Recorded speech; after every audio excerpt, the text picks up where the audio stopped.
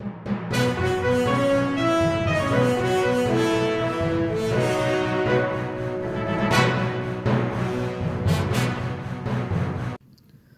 ጤና ይስጥልን ውድ የዋልያ ሚዲያ ቤተሰቦች የዕለተ እሁድ ማርች 23 መረጃዎችን እናልፋለን። በመጀመሪያም የአማራ ፋኖ በወሎ ቤተ አማራ ላስታ አሳምነው ኮርም የተሰጠ ማሳሰቢያ። የአማራ ሕዝብ ለኢትዮጵያ ነጻነት፣ ግዛታዊ አንድነት፣ ክብር፣ ሉዓላዊነት፣ አብሮ መኖር፣ አብሮ ማደግን ይዞ እያስቀጠለ ያለ ሕዝብን ታሪክን ለማጥፋት ለሀገር ውድመት የቆመን ሕዝብ ለይቶ ማጥቃትና ማጥፋትም የብልጽግና መንግስት ተያይዘታል። በሰላም ጥሩ ኑሮ የሚኖረው የአማራ ሕዝብ በአርሲ፣ አምቦ፣ በመተከል፣ በሐረርጌ፣ በጅማ፣ በወለጋ፣ በጉራ ፈረዳ፣ በጋምቤላ፣ በቤኒሻንጉል ጉሙዝና ሌሎች ቦታዎችም ተገድሏል። በገድል ተወርውሯል። በስውር ተቀብሯል። ቤቱንና ንብረቱን ተቃጥሏል። እንዲሰደድም ተገዷል። እንዲደህይም ተደርጓል። በራሱና በባህሉም እንዲያፍር ተደርጓል። በአማራ ሕዝብ ላይ የደረሰው እልቂትም ጄኖሳይድ፣ በአንድ ብሔር ላይ የተካሄደ ግድያና እልቂትም የብልጽግናው መንግስትም እያድበሰበሰ ይገኛል። የማዕከላዊ መንግስትም በአገሪቱ የሚኖሩ ዜጎች ሁሉ እንደዚህ ካለ እልቂትም የመከላከልና የማዳን ኃላፊነት እንዳለበትም ዓለም አቀፍ ሕግም ቢደነግግም ከክልል ውጭ ያሉ አማራዎችን መግደል፣ መድፈር፣ ማፈናቀል አልበቃው ብሎም የሀገር ዳር ድንበርን ሉዓላዊነትን ማስከበር የሚገባውን የሀገር መከላከያ ሰራዊትን በማይመጥን መልኩ የብልጽግና ወንበር አስጠባቂ አድርጎ ወደ ክልላችን አስርጎ በማስገባት የአማራ ሕዝብንም እየጨፈጨፈ ይገኛል። የበጎች ሀገር የተኩላዎችን መንግስትን ትወልዳለች ነውና ነገሩም አጭበርባሪነት፣ ሌብነት፣ አጎብዳጅነት፣ ሆዳዳሪነት በበረታበት ዘመን ውሸት እውነት ሆነም ይጻፋል። የአማራ ሆኖ ስለ አማራ መጨፍጨፍ፣ መፈናቀልና መጎዳት ከተነገረ እርሱ ትምክተኛ ነው። ከገዢው ፓርቲውም ውጭ ተቃዋሚና ድርጅቶች ውስጥም የድርጅቱ መሪ የአማራ ተወላጅ ከሆነ ያ ድርጅትም የትምክተኛ አማሮች ስብስብ ነው እየተባለ አማራ እውነተኛ የሀገር መንግስት ውክልና እንዳይኖረው ተደርጓል። የአማራ ሕዝብ ክብር፣ ነፃ ሀገርና የታፈረ ሰንደቅ አውርሶ ቅርስ ጠብቆ ብራና ፍቆ ቀለም ቀምሞ ሀቅ ታሪክ ከቱባ ብራና ደጉሶ በቆራጥ ተጋድሎ ሀገርም ከነክብሯ ያስረከበ ሕዝብ ውራጅ የዘመን ክስተት የቃኘ ጌቶች ታሪኩንም ቀምተው ታሪካችንን ጀብዳችንን ባህላችን ማለት ሳያንሳቸው የአማራን ሕዝብና ተተኪውን ትውልድም እርስ በርስም ለማባላትና ለማጫረስ ሌት ከቀን ሳይደክሙና ሳይታክቱ እየሰሩ ሲሆንም ለዚህም ተባባሪ የሆነ ሆዳም ጥቁር አማራዎቹ ይህንን ስራ እያሰለጠኑ ይገኛሉ። ስርዓት ያልፋል፣ ህዝብ ግን ጊዜያት ሳይወስኑት ይሻገራል። ህዝብ ፈራጅ ነው እኛም እንላለን። የአማራ ህዝብ በአሁኑ ጊዜ ህልውና አደጋ ተጋርጦበታል። በተወለደበት የሚኖርበት አካባቢ አትኖርም ተብሎ ጽንፈኛ፣ ትምክተኛ፣ ትናንት ናፋቂ እየተባለ እየተሳደደ እየተገደለም ይገኛል። ሰሞኑን በተካሄደ ዘመቻ አንድነትም በቅዱስ ላሊበላና ሌሎች ቦታዎች የህልውና ትግል የተደረገ ሲሆን ሚሊሻውና ፖሊሱ ፊት ለፊት በማሰለፍ የፋኖ ጥይት ማብረጃ እያደረጋችሁ ከእናንተ በላይ ምስክርነት የለም፣ ውጊያው ከብዳችሁ ወደ ኋላ ማፈግፈግ ስታደርጉም ሚሊሻውን ፖሊሶችን በመከላከያ አመራሮች እንድትረሸኗችሁም ታውቃላችሁ ሲሉም ተናግረዋል።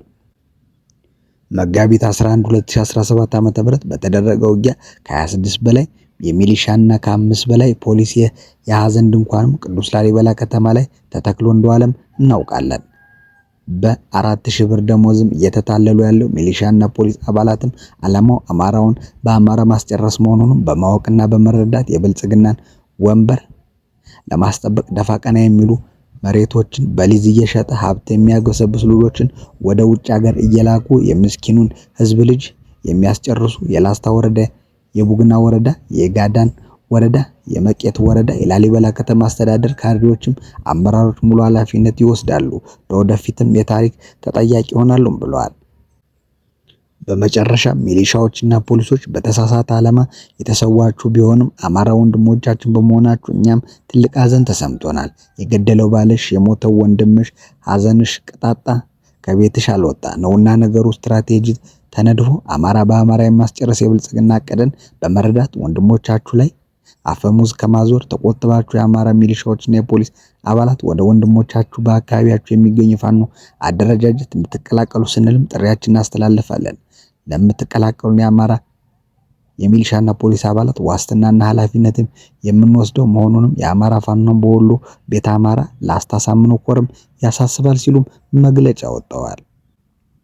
ወደ ቀጣይ መረጃ ስናልፍም 5ኛ ቀኑን በያዘው ዘመቻ አንድነት የጎንደር ግንቢያ ውጊያዎችና ድሎች በጎንደር ከተማ አስተዳደር ጠዳ ክፍለ ከተማ ዘልቆ በመግባት ብርቱ ውጊያ ያደረገው የአማራ ፋኖ አንድነት በጎንደርም የጎንደር የበጋሻው ክፍለ ጦር ለ26 ሰዓታት አድማሱን እያሰፋና እያጠበበ ቀጥሎ አምሽቷል። በጎንደር ከተማ ደቡብ ምስራቅ አቅጣጫ ደቡባዊና አቅጣጫ የቀጠለው አውደ ውጊያም በጠዳ ከበባ ስር የነበረው ጠላትም ለመታደግ ተልዕኮ የተሰጠው የጠላት ኃይልም በጎንደር ከተማ ማረሚያ በረት አቅጣጫ በመነሳት አምቦበር ከፍታን ከጀርባ ለመቁረጥም የገሰገሰ በመሆኑ በመረዳትም ከቀኑ 6 ሰዓት ጀምሮ ለቆረጣ የመጣውን ጠላትም በመቁረጥ እስከ ምሽት 3 ሰዓት በሚገባ ተገርፎ ሙትና ቁስለኛ አዘክርከው የተረፈው እግሬ አውጪ ብሎም ጎንደር ገብቷል።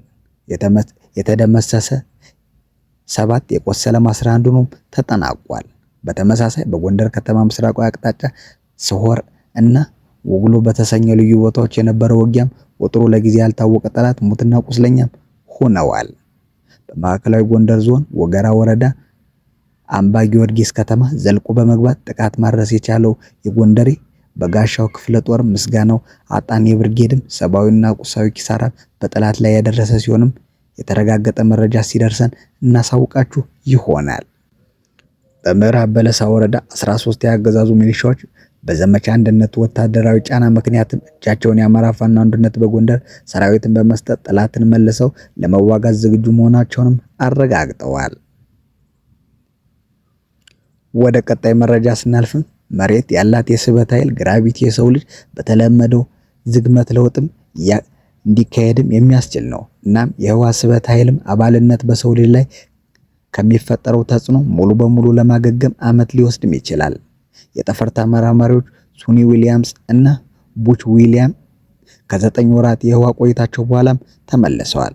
ለ8 ቀናት ብቻ ወደ ዓለም አቀፍ ህዋ ተቋም ISS የሄዱት የጠፈር ተመራማሪዎች ለ9 ወራት ወደ መሬት መመለስም ሳይችሉ ቆይተዋል።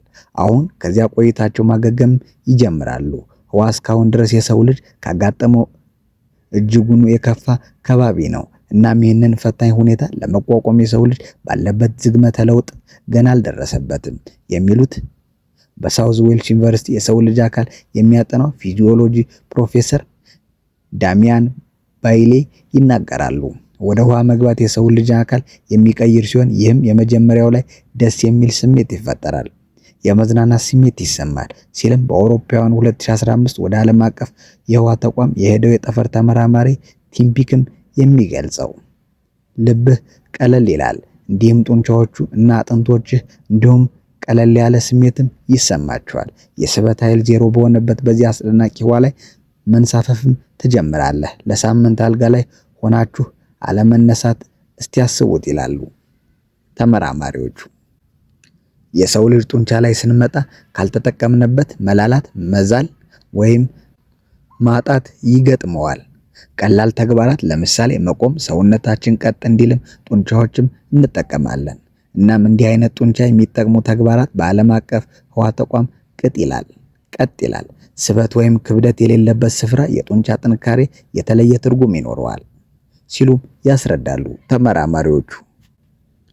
ከመሬት ስበት ጋር በተያያዘ ደም የሚረጩበት ልብ አና የደም ስሮችም ስበት በሌለበት ሁኔታ ይህንን ተግባር ማከናወን ስለሚንቀሳቀሱ ቀለል ያለ ተግባርም ይኖራቸዋል። በዚህ ምክንያት መዳከም ይጀምራሉ። አጥንቶቻችን የተዳከሙና እየሳሱ ይሄዳሉ። አሮጌውን አጥንት በሚተኩት ህዋሳት እና አዳዲስ በሚፈጥሩት መካከል ሚዛንም መመጣጠን ሊኖር ይገባል። ነገር ግን መመጣጠን በዋነኝነት የሚሰራው ከስበት ኃይል ተጻራሪ ሁኔታ በመሆንም ያ ኃይል በሌለበት ሁኔታ ይስተጓጎላል። በየወሩ 1% የሚሆኑ አጥንታችን እና ጡንቻችን የተዳከመና እየሳሱ ይሄዳሉ። ይህም ሁኔታ እርጅናን ያፋጥናሉ ሲሉም ፕሮፌሰሩ ይናገራሉ። ይህም መሬት ላይ በሚመጡበት ጊዜ ፍንትው ብሎ የሚታይ ይሆናልም ሲሉ ይደመጣሉ። በህዋ ላይ የቆየ የጠፈር ተመራማሪ በራሳቸው ለመቀመጥ ሲቸግራቸው ይታያል። ለዚያም ነው ወደ ህዋ የሚሄዱ የጠፈር ተመራማሪዎች በጥሩ የአካላዊ ሁኔታ መገኘት አለባቸው የሚባለው። በህዋ ባላቸውም ቆይታ በየዕለቱ በተቻለ መጠን የጡንቻና የአጥንት ጤንነታቸውን ለመጠበቅም ክብደትና ብስክሌት መንዳትን ጨምሮ ለ2 ሰዓት ያህል አካላዊ እንቅስቃሴ ማድረግ ይጠበቅባቸዋል። ከ9 ወራት በኋላ ከህዋ የተመለሱት ሱኒና ቡች ሰውነታቸው ያጣውን በራስ ተግባርም ማከናወን ለመመለስም ከፍተኛ የአካል ብቃት እንቅስቃሴ ስልጠና ፕሮግራም ይጀምራሉ። እስከዚህ ሰዓት ስላዳመጣችሁ እናመሰግናለን። በሌላ መረጃ እንገናኛለን። ቸር ቆዩልን።